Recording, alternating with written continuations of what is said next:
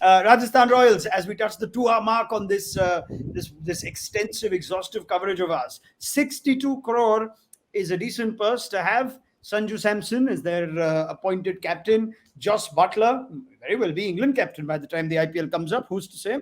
Yashasvi Jaiswal as well as an uncapped player who's good for them at the top of the order last season. They've got 1, 2, 3 almost sorted going into this auction. Lots of talk on whether Jofra Archer would actually hang on with the franchise in spite of the uncertainty around his fitness. But that's where we stand with the Rajasthan Royals. Yes, take us through the roadmap for Rajasthan. So again, are they going to go behind English influence? We have to see. They've picked a lot of England players. Always they back them. The likes of Liam Livingston, the likes of Jofra Archer, Ben Stokes. So these are small influential factors in an auction, right? So you have a lot of people from that part of town. So I'm waiting to see again if that continues. I think you have to look beyond them as well. I know England are a good white ball team, but not many actually come and perform in the IPL as well. So they might want to look for someone else this time around. They did crack the spin department over the last 2-3 seasons. They would want to do that. They would go. It would be good for them to buy someone like Ravichandran Ashwin to kind of control the overs over there. They need some good spinners. So these kind of small decisions help you build a team, but it could go both ways, right? If you want a heavy England core, you want Liam Livingston now to. I think he's a great asset for any T20 team. The form he is in, he started bowling leggies as well. So I think Livingston would be maybe after Jason Holder. I also feel Livingston and Rabada may get around the same kind of prices because he offers multiple roles. We have to see if Rajasthan kind of get him back. They had a chance to retain him, but they didn't. So. These are decisions we have to see, wait and watch what kind of direction they go. Do they go behind the England players? Availability is a problem, which they faced last couple of seasons as well. Are they going to go invest on Indian youth? They did it with Riyan Parag. They did it with Yashasvi. Are they going to go that way? Very hard to guess, but these are the challenges for Rajasthan. The way they go about thinking, the way they recruit their overseas players is going to be key. Ashwin and Rajasthan. I can't imagine it. Ashwin and Butler in the same team. How much fun is that going to be, right? Let's ask Akash Chopra, who I know, Akash, when we were discussing Rajasthan, especially when their season started going south. You were very vociferously critical of a number of things because I think that whole they're a team that invests in youth and whatnot. It's gotten a bit stale, hasn't it? It's not yielded in success. It almost never yields in success. That's not like they're up there and they fall short. So there are a lot of things that Rajasthan, like Punjab, also need to get right at this web auction, don't they? Absolutely. In fact, if Ashwin is with Joss, at least no run out at the non-striker end. That is taken care of. Okay, nets, nobody stands there. It's all right. But when you talk about, Rajasthan started as like a moneyball team, right? That we're not going to spend a lot and therefore we'll get lesser known players, which is absolutely fine. It's a great strategy if you can succeed. They succeeded first time around, then you keep punching above your weight once in a while. If you fall short, you don't feel bad.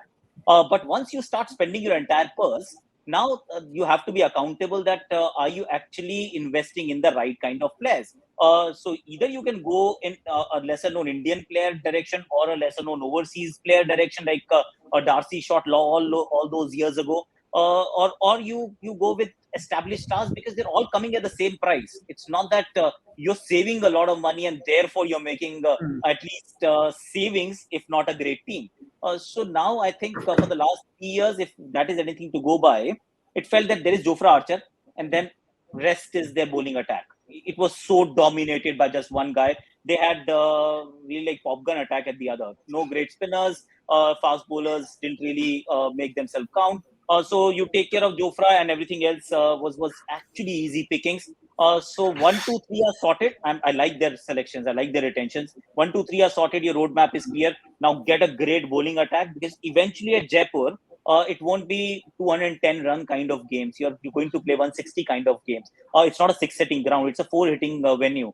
So when you keep those things in mind, build your bowling attack, which is not revolving around just one guy, get more quality there. And bowlers in this auction, they are available, whether they're spinners or they're fast bowlers.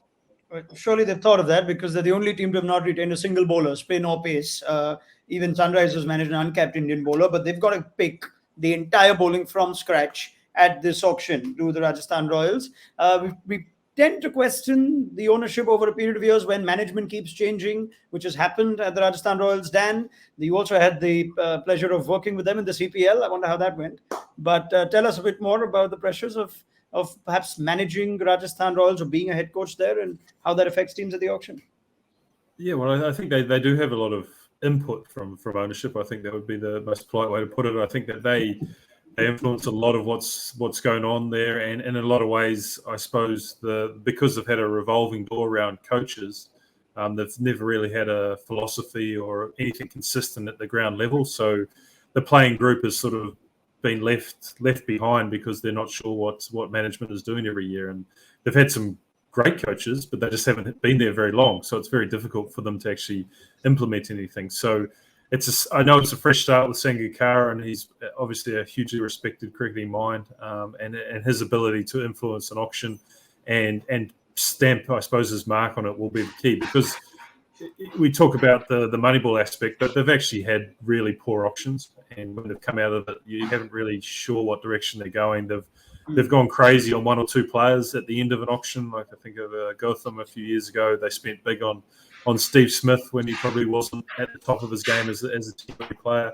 So it's been really, I suppose, befuddling where they're heading with their franchise. But they have some good players that they've retained, so that's a great starting point. I wonder if they need to add some actually experienced Indian players to the mix, because I think of all the Rajasthan teams, and I cannot think of anyone but Rahane who has had any, I suppose, mana around him or a big player. It's always been, if Sanju's there, then he's the young captain, and I suppose in a lot of ways he can be influenced. If they bring in someone like Ashwin, he is going to take control of the team. He is going to be a leader, and he's going to take over a lot of things. And is that a good thing? Is that something they need? So lots of questions.